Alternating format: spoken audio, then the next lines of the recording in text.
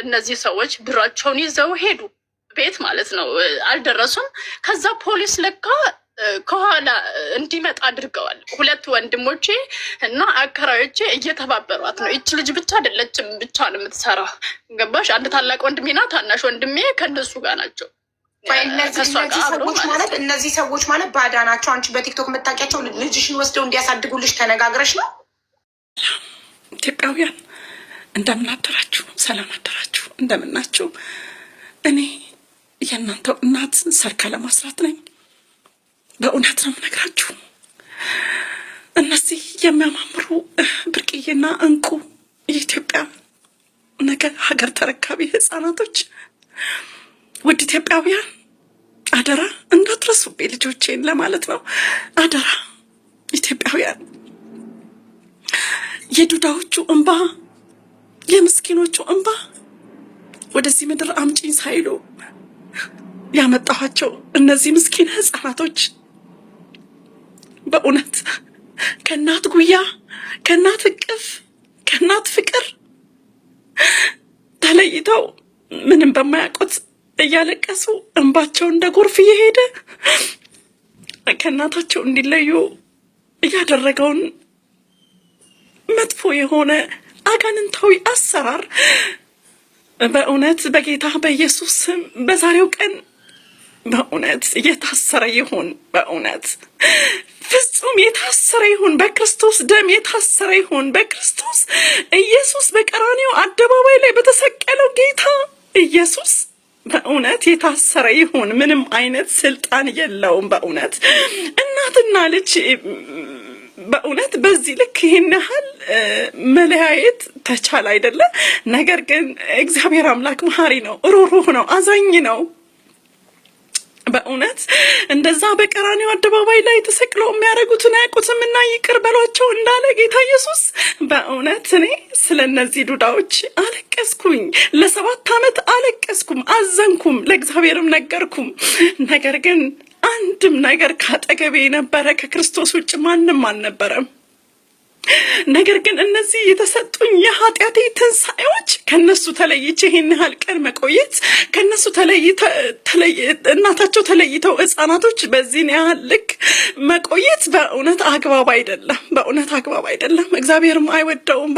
በእውነት ውድ ኢትዮጵያውያን ቤተሰቦቼ ስለ እነዚህ ህፃናት እራሩላቸው፣ እዘኑላቸው። እኔ እናታቸው እየተራብኩ ነው። እኔ እናታቸው ዘወትር በየመንገድ አለቅሳለሁ፣ ጸሎት ቦታ ሄጄ አለቅሳለሁ፣ ቤት ውስጥም ሆኜም አለቅሳለሁ። ነገር ግን ማልቀስ መፍትሄ አይደለም። በእውነት ኢትዮጵያውያን እነዚህ ህፃናቶች በእውነት እናታቸው በህይወት እያለው መለየት የለብኝም። በእውነት ኢትዮጵያውያን እውነተኛው የእግዚአብሔር ታላቅ የሆነው እውነተኛው ፍቅር ነው አይደል? እሱም ፍቅር ታዲያ ለምን አጣ ነው? የተጣሉትን አስታርቁ፣ በክፉ የሚተሳሰቡትን በክፉ እንዳይተሳሰቡ አድርጉ። ነገሩን ከምንጩ እንዲደርቅ አድርጎ በእውነተኛው በክርስቶስ መንገድ መሄድ ሲቻል በዛም በኩል ገንዘብ፣ በዛም በኩል ገንዘብ፣ በገንዘብ ነገሩ ሁሉ በማስፈጸም ነገሩ እንዲበለሻሽና በመጥፎ መንገድ እንዲሄድ ማድረግ ይሄ ክርስቲያናዊነት አይደለም። እግዚአብሔር አይወደውም። እግዚአብሔር የሚወደውን ስራ እንስራ። እችን ዓለም ነገ ድንገት ትተናት እንሄዳለን፣ ድንገት እናልፋለን። በእውነት ኢትዮጵያውያን ይህ ከኛ የሚጠበቅ እውነታዊ የሆነ እግዚአብሔር የሚከብርበት ስራ አይደለም። የክርስቶስን ስራ እንስራ። እግዚአብሔር የሚወደውን ስራ እንስራ። ገንዘብ አላቂ ነው። ይሄ የዓለም ከንቱ ትተነው የምንሄድ ነው። እኛ ለእንግድነት ነው የመጣ ነው። በእውነት እግዚአብሔር የሚከብርበትን ስራ እንስራ ኢትዮጵያውያን። ስለነዚህ ህፃናቶች እናስብ። ማቴሪያል ቢሟላላቸው የእናታቸው ፍቅር አለ። እኔ እናታቸው ለብቻ እያለቀስኩ ነው፣ ልጆቼ ለብቻ እያለቀሱ ነው። ለምን ምንም ቢሆን ከሁለት ተከፍዬ የወለድኩ እናት፣ አባት ሆኜ ያሳደግኩ እናት ስለምን በዚህ ልክ? ስለምን? ኢትዮጵያውያን ይህ ኃጢአት ነው፣ ይህ በደል ነው። ባካችሁን ከጎኔ ቆሙልኝ ኢትዮጵያውያን። ልጆቼን እንዳገኝ ከጎኔ ቆሙልኝ። እጅጉን ስለናፈቁኝ፣ እጅጉን ስለራቡኝ ፍጹም ተለይቼ ብዙ ጊዜያትን ማሳለፍ አልችልም። እነሱን ለመርሳት ብዙ መንገዶችን እሄዳለሁ። ነገር ግን በፍጹም መርሳት አልችልም። እንዴት ልረሳቸው እችላለሁ? እባካችሁን ኢትዮጵያውያን ከጎኔ ቁሙልኝ፣ እራሩልኝ። በእውነት ከአቅሜ በላይ የሆነ ፈተና እንደገጠመኝ ታውቃላችሁ። ነገር ግን ይህን ሁሉ ነገር የሚያጠፋ የዓለም መድኃኒት ኢየሱስ ክርስቶስ በእውነት ስለ ፍቅር ብሎ ራሱን ስለ አንድ ነፍስ ብሎ ራሱን አሳልፎ የሰጠ አምላክ፣ እውነትን እናስብ፣ በእውነት መንገድ እንሂድ። እውነትን እንወዳለን አይደል? እንግዲያው ስለ እነዚህ ህፃናቶች እናልቅስ። በእውነት ምንም ይሁን ምንም እናትን የሚተካ ምንም ነገር የለም። በእውነት እኔ ክፉ እናት አይደለሁም። እኔ ኦሪጂናል እናት ነኝ። ነገር ግን ይህንን ያደረገ ጠላት በስራው ይጠየቃል፣ እግዚአብሔር ይጠይቀዋል። ተበቃይ አምላክ እግዚአብሔር እንጂ ሰው አይደለም። እኔ ሁሉንም ለእግዚአብሔር ሰጥቼዋለሁ፣ ለአምላኬ ሰጥቼዋለሁ። ስለዚህ ኢትዮጵያውያን ከጎኔ ቆሙ ስል መልእክቴን አስተላልፋለሁ።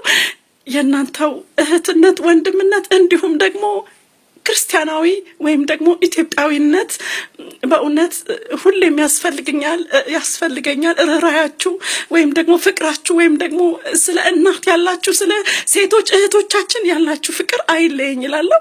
በዚህ አጋጣሚ በየሄድኩበት ራበኝ ባልኩበት፣ በተንከራተትኩበት፣ እንባዬን ሁሉ ባፈሰስኩበት ከጎኔ የሚቆሙ ወንዶች እግዚአብሔር አምላክ አብዝቶ ይባርካችሁ እላለሁ።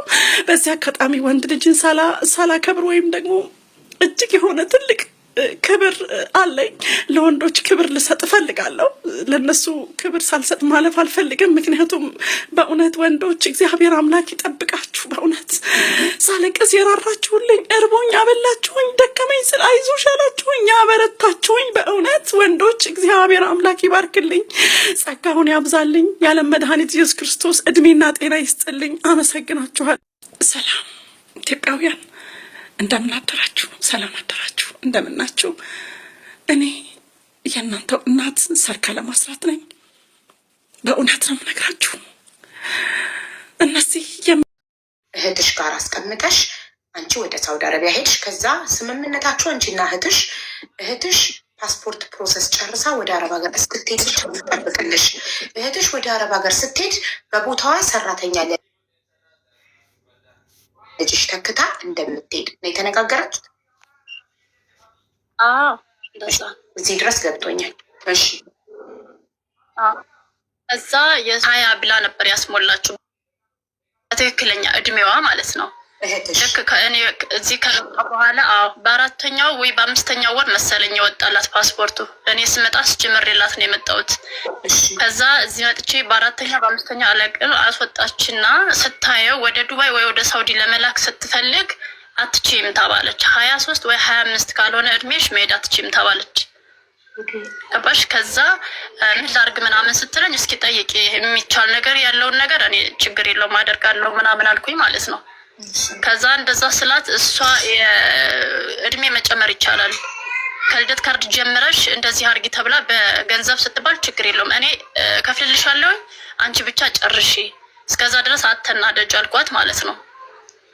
ግን እስከዛ ድረስ ያለውም ራሱ ያው በስቃይ ነበር። ልጅም በጣም ነበር የምትሰቃየው። እንዴት እንደሆነ አላውቅም። ገንዘብ ለነሱ ነው፣ ሙሉውን የምከፍለው ለነሱ ነው። በቃ እዚህ መጥቼ በ2 ወሬ ነው ከኮንትራት ቤት ጠፍቼ በ4000 ድርሃም ጠፍቼ ውጭ ነው የምሰራው። እኔ ያሰብኩት ቶሎ ቶሎ ሰርቼ እገባለሁ ብዬ ነው። ኮንትራት በ1000 ብር ነው የመጣሁት። እኔ ዱባይ ሰርቻለሁ ብዙ ጊዜ። ዱባይ ስለሰራሽ እሺ፣ በ4000 ሪያል ጠፋው ስትይ ማለት ለሚያስጠፋሽ አካል የከፈልሽው ነው 4000 ሪያል? 4000 ሪያል ነበር ያስከፈሉኝ። በ1000 ብር ስለነበረ እኔ በ1000 አልሰራም ብዬ ነው። በ2000 ምናምን እኔ ምግብ ምናምን ስለምችል በ2000 ብሰራ ቶሎ እገባለሁ። ለልጄ ሴት ናት እደርስላታለሁ ብዬ አስቤ ነው። ከዛ ወጣሁኝ። እሱንም እየከፈልኩኝ ኢትዮጵያም የሆነ ዕዳ አለብኝ። እሱን እየከፈልኩ ለልጄ የምትፈልገውን በቃ የሆነ ኬክ እንኳን ስትለይ ለእነንትና ነው የምትለይ። ጓደኞቿ አከራዮቼ ውስጥ አሉ ህፃኖቶች። ለእነሱ በቃ ማለት ሁሉ ነገር ሲስተካከል እኔ ይዛለሁ ብዬ እንደዚህ አይነት ነገር ይመጣብኛል ብዬ አላሰብኩም ነበር። ከዛ በቃ ገንዘብ ነው የምትለይ በየቀኑ ገንዘብ። ከዛ ዝም ብዬ እልካለሁ። በቃ የእሷ ጉዳይ ካለቀ ትመጣለች፣ ሰራተኛ ትገባለች። ልጄን በየቀኑ ያለሁኝ የምትበላውን እንኳን አያለው ብዬ ነበር ያሰብኩትኝ። የእሷ ነገር እያለቀ አይደለም። እምልከውን በር ምን እንደምታደርገው አላውቅም። ፕሮሰሽን ጨረሽ ስላት አይ አልጀመርኩም፣ ጨጓራዬን አሞኝ ታከምኩበት፣ እንዲህ አሞኝ ታከምኩበት ትለኛለች። እሺ መረጃ ስጭኝ፣ የት አለ? እሺ የዶክተሩን እንኳን ስልክ ስጭኝ አልኳት። እሱ እንዳንቺ ስራ ፈታ አይደለም ማለች። በቃ ከዛ ደከመኝ። ከመስከረም በኋላ አላኩኝም፣ አስቀመጥኩኝ። በቃ ማለት የዶክተሩ ማለት ልጅሽ ታማለች ብር ላኪ እያለችሽ ነው። የዶክተሩን ስልክ ስጭኝ አልሻት? የታመመችው እህቴ ናት አሞኛል የምትለው። ትታመም አትታመም የማውቀው ነገር የለም ማለት ሆስፒታል ሆና ፎቶ አትልክልሽም? ዳኒቷን ፎቶ እያነሳች አትልክልሽም? ዝም ብላ አሞኛል የምትልሽ መድኃኒት ትልካለች። 1-3 አይነት መድኃኒት ትልካልኛለች። ግን ጨጓራ ነው ብላ 10,000 ብር ጨረሰ፣ ጨጓራ ነው ብላ 8,000 ጨረሰ ነው የምትለኝ። ታዲያ እንዴት ነው ፓስፖርትሽን የምታስተካክዩ? እኔ ልካለሁኝ፣ አንቺ የት ነው የምታደርጊው እላታለሁ። እንዴት አመምኩኝና ታከምኩ ትለኛለች። እሺ በቃ ከዛ መስከረም አካባቢ የልጅ ልደትም ነበረ።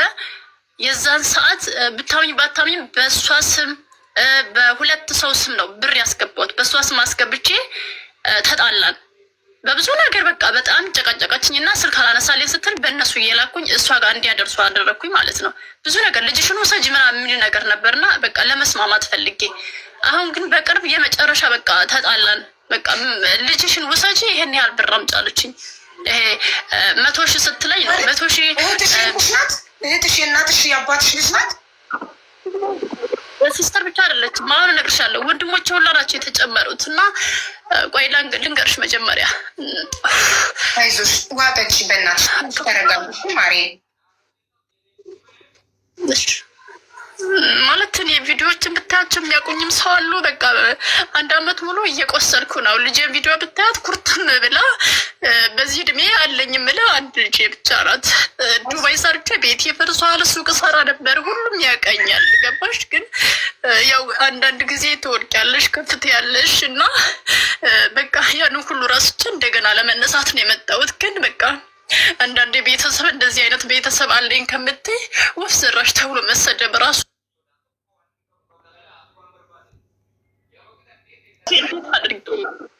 እንዴት ነው?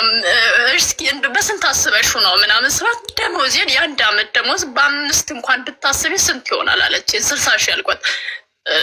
አውዬ ልጅ ኢንሳይ ነው የምልሽ። ምንም አላልኳትም። እሺ 60,000 ነው የምትፈልጊው ወይ ልክልሻለሁ። እሱ ያለችኝን የላኩትን ብር ደረሰኝ ልክልሻለሁ። ከፈለግሽም የሚያቅሰውም ደግሞ ያንቺን ካላገኘው አካውንትሽን በውስጥ በሌላ ሰው ልክልሻለሁ። እሺ ብዬ በሌላ ሰው ይሄ በቲክቶክ የምታቀኝ አንድ መልካም ሴት ነበረች። በልጅ ምክንያት በጣም እንደኔ ጥብስ ያለች ልጆች ስላሏት አዘነችልኝና እኔ እስኪ ምንድን ነው ማግዝሽ ምናምን ስትል በቃ ልጅ ጋር ያለውን እንደዚህ ነው ብዬ ነገርኳት። ከዛ አሁን 60,000 ብር ብላኛለች። የቤት ክራይ 3,000 ብር ይቀርብሻል አለችኝ። አሁን ያለንበትን እኔ የቤት ክራይ የምከፍለው የ3 ወር አንዴ የ4 ወር ነው። ገባሽ? እዳም ስለምከፍል እዚህ ጋርም አለብኝ፣ ኢትዮጵያም እንዳልኩሽ አለብኝ። ስለዚህ በቃ አሁን 60,000 ብሩን እኔ ልሻለሁኝ። ማታ ከሲስተር ጋር ተስማምተናል። በቃ እሺ እንደዛ ከሆነ ችግር የለም። ከፈለግሽ ራሱ ከዚህ ብር ሌላም ከፈለግሽ እኔ ልስራና እሰጥሻለሁ። የዚህ ወር ደሞዜ ይሄ ነው። በቃ ይሄንን ሙሉ ልክልሻለሁኝ። ስለዚህ ነገ ሲመጡ ልጅቷንና እቃውን በሰው ግቢ ውስጥ እያለ ከዋሻው ሰው ሀገር ነው ያለሁት። ልጅን አያሳየኝ። የእውነት ነው የምልሽ። ከዛ ትራንስፈር ልክ እንዳረጉልሽ ልጄን ልቀቂያት አልኳት። ለምን ከዛ በፊት ልጄን እንደመያዣ ተጠቀምሽ ማለት ነው ስላት፣ ያው እንዴ ያንቺን ልጅ አይደል እንዴ ያስኩት ምናምን ስትለኝ በቃ አመመኝ። በቃ ለእናትሽ ልጅ ሰጥተሽ እንደዚህ ከሆነ እኔ ስጀመር ባዳ ነው የሚሻለኝ። አንዳንዴ እዚህ በፊትም ሳውዲ መጥቼ ወንድሜ ብሬ ወስዶብኝ እንደዚህ ተከራክሬ ነው ብሬ ያገኘሁት። ቦታ ሄደ የገዛሁት በክርክር ያገኘሁት ብሬ ነው የራሴና ማለት አንዴ ማሪ ፕሊስ ውሃ ጠጪ፣ ተረጋጊ። አይኖ በጣም ያማል። ከዚህ በላይ የሚያም ነገር የለም። በገዛ ስጋሽ ከመወጋት በላይ የሚያም ነገር የለም። ግን ያልገባኝ ላይክ ልጅሽን እህትሽ እንደማገት ነው፣ ብሩን እስክትልኪላት በራሷ ጋር እንደማገት ነው። ከዛ ልቀቂያት ያልሻባልሽ ልቀቂያት ልትሄድ ነው እህትሽ። ሌላ ማስቀመጫ ቦታ ነበረሽ? አሁን የሆነች ልጅ አለች፣ በእርግጥ ግን የምትባል ልጅ አለች። እሷ ጓደኛዬ ነች፣ ቲክቶክ ትጠቀማለች። ወሻት እሷ ነች። በቃ ሲጨንቀኝ እሷ ትውሰዳት አልኩኝ። ገባሽ? ለምን እኔ ያውቀዋለሁ። የቤት ኪራይ አጥቼ 1 ቀን ሙሉ ቀን ውጭ ነው ያልኩት። በቃ ልጅን ትምህርት ቤት ላኩኝና መስከረም አካባቢ 2,500 ብር ቆርቆሮ ቤት እንኳን ተከራይቼ በቃ ማለት ያ ቤት ኖሮኝ ሱቅ ምናምን የሚለው ነገር እርግፍ አድርጌ የተቸው እንደ አዲስ መጀመር በቃ ይሄ ቡና ሻይ ጀመርኩ፣ ችፕስ ጀመርኩ። አልሆነልኝ ሲል ነው እንጂ ልጄን በስለት ነው የወለድኳት። ትቻት የመምጣት አላማውም የለኝም ነበረ። ግን በቃ ያንን ስለማስታወስ እንዴት ብዬ ልመለሳ ብዬ 1 አመት የሰራሁትን ለብድር ጨረስኩት። እሷም ስትለኝ ጨረስኩት። ልጅ የምትፈልጊው ምንድን ነው እያልኩኝ ደስ ሲላት እማዬ ይሄን አድርጊ ስትለኝ ደስ ይለኛል እና አድርግላታለሁ። ገባሽ? የሚመቻት መስሎኝ ግን ልጅ እየተጎዳች ነው። ስታወራኝ ሲመቷት ሲስተር እዛ ጎረቤት ሆና ቡና እያፈላች ልጅን እያወራኋት ልጆቹ ሲመቷት ብታምኝም ባታምኝም ሶፋ ላይ ተደፍታ ነው ስታለቅስ ያየኋት። ማሚያ አይዞሽ በቃ እኔ እኮ እመጣለሁ ምናምን እንድላት ፈልጌ የሚውት አረጉትና ዘጉት። በቃ ከሁላ ወጡ። ብቀጠቅጥ ማን ላገኝ። ከዛ ትንሽ ቆይተው ደወሉልኝ። ከዛ ማማዬ ስላት አኩርፋ ነው ይሉኛል። እንዲ አሁን ስታለቅሳ ነበር እንዴት አታኩረፍ ምናምን። ለምን ያቺ የሆነ ሰው የሚያስጥላት ቢሆን ሲስተር ታስጥለኛለሽ ብትል ኖሮ አክስቴ ብላ ትሄድ ነበር። ግን የሚያስጥላት ሰው እንደሌለ ስታውቅ ሶፋ ላይ ተደፍታ ስታለቅስ በቃ ችግር ጠላት ነው፣ ክፉ ጠላት እና በቃ እሱን ስለማስብ እንዴት ብዬ ልሄድ? ስለዚህ ለሰው መስጠት አለብኝ። እኔ ቀላል መስሎ ነበረ ለሰው ሲሰጥ፣ ግን እንደዚህ ፕሮሰስ መሆኑን አላውቅም ነበረ። ከዛ እነዚህ ሰዎች ብሩን ሊሰጧት ሄዱ ማለት ነው። ደወሉላት ጠዋት ላይ እየመጣን ነው እና ልጅቷን አስተካከል ሽቃ አስተካከል ሲሏት ኖ እናንተ ቀራችሁ እንጂ እኛ እየጠበቅን ነው ምናምን አለች አሉ። ከዛ ሄዱ። አንደኛዋ እንደዛ በቲክቶክ ነው የማውቃት። አንደኛዋ ግን ገኒ የምትባል ሁሉም የሚያውቃት ጓደኛዬ ናት። በቃ ጓደኛዬ ማለት ነው። በቃ ሌላ ሰው የለኝም ቤተሰብ። እኔ ተረዳሁሽ እኮ ማሪ፣ ገብቶኛል እኮ ትዕግስትዬ። ገነት የምትባል ጓደኛሽ እና አንድ በቲክቶክ የምታውቂያት ጓደኛሽ፣ 2 ሴቶች ማን ጋር ልታድግ ነው ልጅ? ገነት ጋር ወይስ የትኛዋ ጋር? ማን ጋር? ገነት ጋር ተፈራረሙ። አስፈለገ በህግ አስፈለገ ተፈራረሙና አንቺ ተቀበይና 1 አመትም ሰራው ምንም ሰራው እኔ እስከምመጣ ያዥልኝ በየቀኑ እያወራኋት ትምህርት ቤት አስመዝግቢያት ብያት ማለት ነው። ትምህርት ቤት ሳትመዘግብ እሺ፣ የዛለታ የሚሄዱት ገነትና ጓደኛሽ ብር ኬት አምጥተው ይዘው ሄደው ብር ከፍለው ከእህትሽ ልጅሽ ሊቀበሉ እኔ ላኩኝ። አንቺ ለገነት ላክሽ ብር? የግችኛ ጓደኛዬ ጋር እሷ ጋር ላኩላት በቲክቶክ። ስንት ሺህ ብር ለእህትሽ ስንት ላክሽ? 100 ሺህ ነበር የጠየቀችሻል? 100 ሺህ ነበር የጠየቀችው። ከዛ በፊት ይሄን ይወስድሻል። ሲቀጥል ደግሞ አሁን እኮ የለኝም፣ ስለዚህ ቢያንስ ይሄን ያህል ይበቃሻል ስላት እሺ በቃ ብላ ሪከርድ ማድረገች። 60 ሺህ ብር ደሞዜ ምናምን ሱቁ ጋር ደግሞ የተበደረችውን ምናምን አለች። ሱቁ ጋር የተበደረችው 2 ሺህ ብር አለብሽ፣ 3 ሺህ የቤት ክራይ ስትለኝ እሺ ችግር የለም ያው 70 ሺህ ብር ተልኮልሻል፣ አጠቃላይ እሱን ተቀበይ። እሱን ትራንስፈር ሲያደርጉልሽ በእኔ አካውንት ነበር የሚላክላት።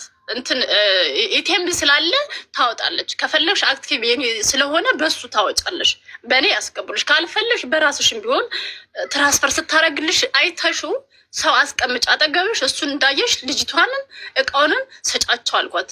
እቃሻለች ተስማለች። የልጅሽ ልብሶች ወይስ የቤት እቃ? ማለት ከውጭ ያመጣሁት ማሽኖች እንደዚህ ቲቪ ምናምን ነገር ስላለ የልጆ እቃዎች አሉ። የቤት እቃና አሁን ያቆምነው ማሬ፣ ገነትና ጓደኛሽ ብሩን ይዘው እየሄዱ ነው እህትሽ ቤት። እሺ ከዛ እየሄዱ እያለ ከፊት ፖሊሶች አሉ። ልጆቹ እንደነገሩኝ ፖሊሶች አሉ እና በቃ ሰዎቹ ሲወጡ ልጅቷን ይዘው ሲወጡ ደውሉ የሚሉ ሰሙ። እነዚህ ከኋላ ሆነው ማለት ነው። እዛው ሰፈር ሲደርሱ ልጅቷን ይዘው ሲወጡ ደውሉልን ሲሉ እነዚህ ሰሙና ይሄ ነገር ለእኛ ወጥመድ ነው ብለው ተመለሱ። ልጅቷን እንደሰረቁ አድርገው ሊያስይዟቸው ፈልገው ነው። ብሩን ከተቀበሉ በኋላ ልጅቷን ሰረቁ ብለው እሪ ብለው ሊያስይዟቸው እነዚህ 2 ሰዎች የኔን ማለት ነው። ገባሽ? ከዛ እነዚህ ገኒ የምትባለው በጣም ጎበዝ ናት። እንደዚህ አይነት ነገር አትሸወድም። ይሄ ነገር ለእኛ ወጥመድ ነው ብለው ተያይዘው ተመለሱ። ቲጂዬ እነዚህ ሰዎች ቀላል አይደሉም። ልጅቷ ብቻዋን አይደለችም። ስለዚህ እኛ ተመለስን አለችኝ። ከዛ በኋላ ምን አደረጉ? ከሰሷቸው። እነዚህ ለምን በስልክ ያውቋቸዋላ። ይቺ ልጅ ብትጠፋ ይቺ ልጅ ብትታገት እነሱ ናቸው ብለው ጭራሽ እነዚህን ጥፋተኛ አድርገው ከሰሷቸው።